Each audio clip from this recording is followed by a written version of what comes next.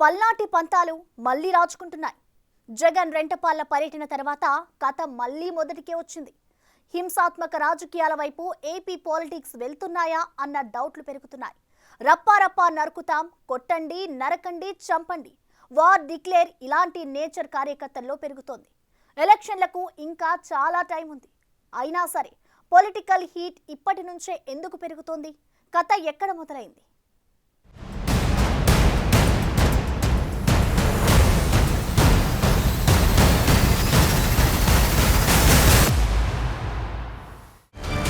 అంటే ఇప్పుడు పుష్ప సినిమా డైలాగులు పెట్టినా కూడా తప్పేనా? అసలు డెమోక్రసీలో ఉన్నామా, డెమోక్రసీలో లేమా స్వామి? మనం ఇది నాకు అర్థం కాదన్నా. క్రిమినల్స్ ఎప్పుడు కూడా క్రిమినల్ బ్రెయిన్సే పనిచేస్తూనే ఉంటాయి. వాళ్ళు నరికేస్తాం, చంపేస్తాం, రఫాడతాం. ఒక్క సినిమా డైలాగ్, ఒకే ఒక్క సినిమా డైలాగ్ ఏపీ రాజకీయాలను షేక్ చేసినంత పనిచేసింది. వైఎస్ జగన్ రెంటపాళ్ల పర్యటనలో ఓ కార్యకర్త పట్టుకున్న ఈ రప్పా ఫ్లెక్సీ కాస్త హై వోల్టేజ్ డైలాగ్ వార్ కు దారితీసింది. సీఎం చంద్రబాబు, విపక్ష నేత జగన్ ఇద్దరు రియాక్ట్ అవ్వాల్సిన సిచ్యువేషన్ క్రియేట్ చేసింది. ఈ రప్పా ఫ్లకార్డ్ పట్టుకోవడం వెనుక ఎవరికి తెలియని సీక్రెట్ ఒకటి ఉంది. ఇంతకీ ఏంటది?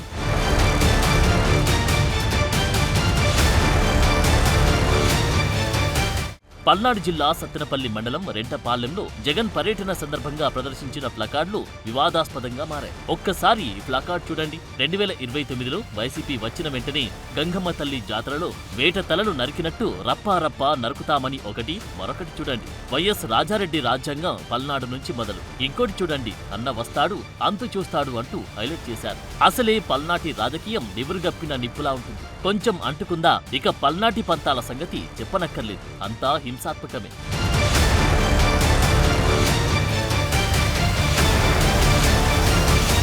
రప్పా అన్న సినిమా డైలాగ్ కాస్త ఏపీలో పొలిటికల్ వైల్డ్ ఫైర్ గా మారిపోయింది. ఏపీలో రాజకీయం అందరూ అనుకున్నంత స్మూత్ గా ఉండదు. ఓవైపు టీడీపీ, ఇంకోవైపు వైసీపీ. హార్డ్ కోర్ క్యాడర్ దేనికైనా రెడీ అన్నట్లుగానే ఉంటారు. పంతాలు పట్టింపులు ఎక్కువ. అందులో భాగంగానే ఈ ప్లకార్డులు. అసలు మ్యాటర్ ఏంటంటే ఈ రప్పా ప్లకార్డు పట్టుకున్న ఈ వ్యక్తి పేరు రవితేజ. ఈయన ఏ పార్టీకి ఒరిజినల్ కార్యకర్త అన్నది ఇప్పుడు $1 మిలియన్ ప్రశ్నగా మారిపోయింది. ఎందుకంటే మావాడు కాదంటే మావాడు కాదు అని రెండు పార్టీల మధ్య డైలాగ్స్ పేలుతున్నాయి. ఇటీవలే టీడీపీ సభ్యత్వం కూడా తీసుకున్నాడని వైసీపీ, కాదు 5 లక్షల బీమా కోసమే టీడీపీలోకి వచ్చాడని, అతడి మనసంతా వైసీపీ అని టీడీపీ అంటుంది. సో ఇక్కడ మరో కీలకమైన విషయం ఉంది.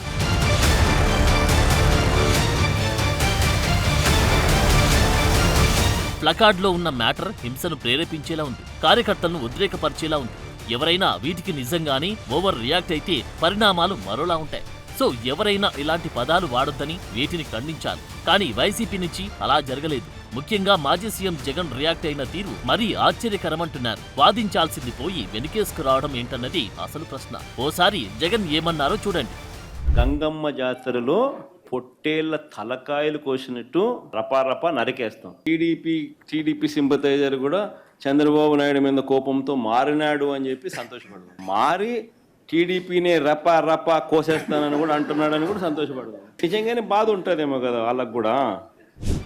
రైట్, చూసారుగా మ్యాటర్. టీడీపీ వాళ్ళను గంగమ్మ జాతరలో పొట్టేళ్లను నరికినట్టు రప్పా నరుకుతా అంటున్నాడంటే మంచిదే కదా అన్నారు. వాళ్ళ కార్యకర్తే వైసీపీ అభిమానిగా మారి ఇప్పుడు టీడీపీ వాళ్ళను నరుకుతా అంటున్నాడంటే మంచిదే కదా అని జగన్ కామెంట్ చేయడం అందరినీ ఆశ్చర్యపరిచింది. సినిమా డైలాగులు పెట్టినా తప్పే, ఫోటోలు పెట్టినా తప్పేనా అని క్వశ్చన్ చేశారు. టీడీపీని రప్పా కోషిస్తానని అంటున్నాడంటే నిజంగానే పథకాలు రావట్లేదన్న బాధ ఉందేమో కదా అని కూడా అన్నారు. ఇక్కడ అందరూ ఎక్స్పెక్ట్ చేసిందేంటంటే రాజకీయాల్లో డైలాగ్ వార్ కామని, కానీ ఇలా చంపుకోవడాలు, నరుక్కోవడాలు అనడం కరెక్ట్ కాదు అని చెప్తున్నారు.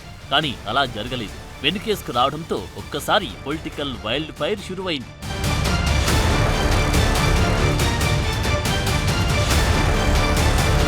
సీఎం చంద్రబాబు కూడా ఇదే ఇష్యూపై రియాక్ట్ అయ్యారు. రియల్ లైఫ్ డైలాగ్లకు తేడా ఉండక్కర్లేదా అని క్వశ్చన్ చేశారు. రప్పా నరుకుతా అనేది సినిమా డైలాగ్ అని జగన్ చెప్తున్నారని, సినిమా డైలాగులు కూడా చెప్పడం తప్పేనా అని ప్రశ్నిస్తున్నారని. అయితే సినిమాల్లో మనుషులను చంపేస్తారు, అలాగని నిజ జీవితంలోనూ చంపేస్తారా? చంపేసి తప్పేంటని అంటారా? ఇలాంటి వాళ్లకు ఏం చెప్తామన్నారు చంద్రబాబు.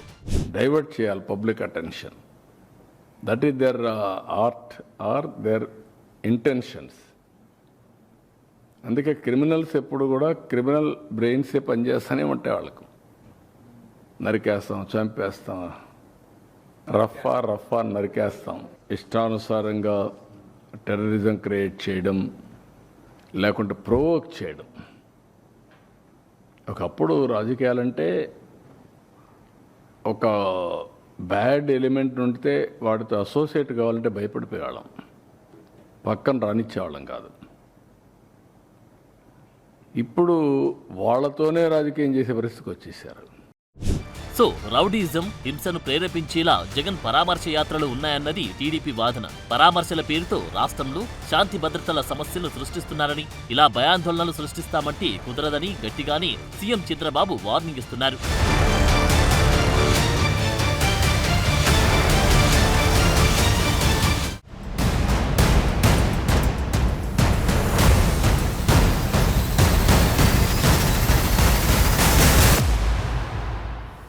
నువ్వా నేనా తేల్చుకుందాం, ఇలాంటివి రాజకీయాల్లో కామన్ డైలాగులు. అయితే ఇవి డైలాగులకే పరిమితమవుతాయి, కానీ అవి లైన్ దాటితే చాలా ప్రమాదం. ఇప్పుడు వైసీపీ నేతల వరుస డైలాగులు కూడా డేంజర్ జోన్లోకి వెళ్తున్నాయన్న చర్చ జరుగుతోంది. తప్పులు జరుగుతున్నా ఖండించకపోవడం, ఎదురు ప్రశ్నించడం ఇవేంటని టీడీపీ నిలదీస్తోంది.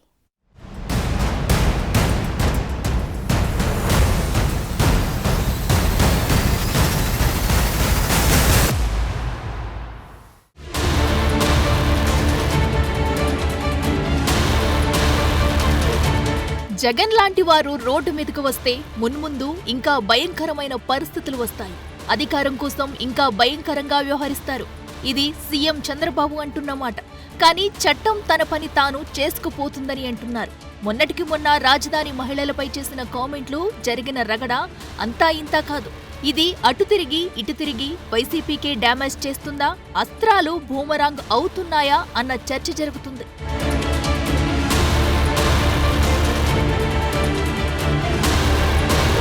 అమరావతిపై ఇప్పటికే పార్టీకి చాలా డ్యామేజ్ అయింది. అరెస్టులు జరిగాయి. ఇది తప్పు అని వెంటనే ఖండించలేని పరిస్థితి. దీంతో మ్యాటర్ మరోలా డైవర్ట్ అయింది. వైసీపీకే డ్యామేజ్ అయ్యేలా మారింది. అప్పటికే అమరావతిలో మహిళలు, రైతులు, టీడీపీ శ్రేణులు నిరసనలు కూడా చేశాయి. తప్పును తప్పు అని చెబితే ఎలాంటి సమస్య ఉండదు, కానీ అలా జరగకపోతేనే అన్ని సమస్యలు వస్తాయి. అమరావతిపై వైసీపీ మొదటి నుంచి పూర్తి డైలమాలో ఉంది. వీటికి తోడు మొన్నటి కామెంట్స్ మొదటికి నష్టం చేశాయి. 2019 ఎన్నికలకు ముందు రాజధానిలో ఇల్లు కట్టుకుంటానని, అమరావతికే తమ మద్దతు అంటూ ప్రకటించిన వైఎస్ జగన్ గెలిచాక మాట మార్చడం, 3 రాజధానుల అంశాన్ని తెరపైకి తేవడం, అమరావతి నిర్మాణ పనులను పట్టించుకోకపోవడంతో చాలా డ్యామేజ్ జరిగింది. తమ ఓటమికి అమరావతి కూడా ఒక కారణమని స్వయంగా వైసీపీ నేతలే అంగీకరించిన పరిస్థితి.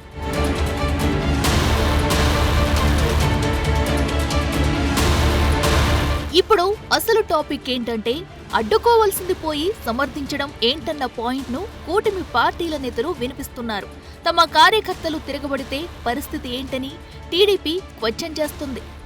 గంగమ్మ జాతరలో పొట్టేళ్ళు తల నరికినట్టు నరుకుతాం అని చెబితే అది తప్పే ఉందని అంటున్నావు. నేను అంటున్నా, నీ తల నరకొచ్చు కదా. ప్రజాస్వామ్యానికి విఘాతం కలిగిస్తూ అక్రమ విధానాలు తప్పుడు ప్రోత్సాహం చేస్తూ నక్సలైట్లుగా మారమని చెబుతున్నా నీకు జీవించే హక్కు ఉందా అని ప్రశ్నిస్తా ఉన్నాం. మాజీ సీఎం జగన్ ఓదార్పు యాత్రపై బీజేపీ నేత భానుప్రకాష్ రెడ్డి ఫైర్ అయ్యారు. రప్పా నరుకుతామంటూ ఫ్లెక్సీ పెట్టిన కార్యకర్తను మందలించకుండా సమర్థిస్తారా అని కౌంటర్ ఇచ్చారు. రాజకీయాలంటే ఆదర్శంగా ఉండాలని, జగన్ కు మాత్రం రాజకీయాలంటే అరాచకమే అంటున్నారు. ఒక రాష్ట్రానికి ముఖ్యమంత్రిగా పనిచేశావు. ఓదార్పు యాత్ర పేరుతో ఆంధ్రప్రదేశ్లో శాంతి భద్రతల్ని ఉద్దేశపూర్వకంగా భంగం కలిగించి, తద్వారా ఆంధ్రప్రదేశ్లో ఏదో జరిగిపోతోంది, ఏదో జరుగుతుందని చెప్పి ఒక దుష్ట ప్రచారాన్ని ప్రజల్లోకి తీసుకొని వెళ్ళాలని చెప్పి ఒక ప్రయత్నం చేశావు. రాష్ట్రంలోకి వస్తున్న లక్షల కోట్ల పెట్టుబడులు, అభివృద్ధిని అడ్డుకునేందుకు జగన్ కుట్ర పన్నుతున్నారనిపిస్తుందన్నారు ఆర్థిక మంత్రి పయ్యావుల కేశవ్. యుద్ధం ప్రకటించడానికి, రప్పా నరకడానికి ఇది సినిమా కాదని ప్రజాస్వామ్యమన్నారు. ఎవరిని నరుకుతారు, ప్రజలనా ప్రజాస్వామ్యాన్నా అని ఫైర్ అయ్యారు. ఏం చెప్పదలుచుకున్నాం సమాజానికి? హింసను ప్రేరేపించడం కాదా? Declaring the war. ఈ పదాలన్నీ ఎక్కడి నుంచి వస్తున్నాయి అనంటే మీలో ఉన్నటువంటి ఆ ఫ్రస్ట్రేషన్, ప్రజల మీద ఫ్రస్ట్రేషన్. మీకు ప్రభుత్వం మీద తిరుగుబాటు కాదు, మీరు ప్రజల మీదే తిరుగుబాటు. ఎవరిని నరుకుతారు మీరు? ప్రజలనా? ప్రజాస్వామ్యాన్నా? ఎవరిని? ఓటమి నుంచి మీరు అసలు ఓటమిని అర్థం చేసుకున్నట్లు లేరు మీరు ఇంతవరకు. మీలో ఎక్కడా కూడా మార్పు కనపడడం లేదు. సో ఒక మాట అంటే 10 కౌంటర్ డైలాగులు వైసీపీపై పడుతున్నాయి. దీంతో ఆ పార్టీకి డ్యామేజ్ పెరుగుతుందన్న వాదన వినిపిస్తుంది.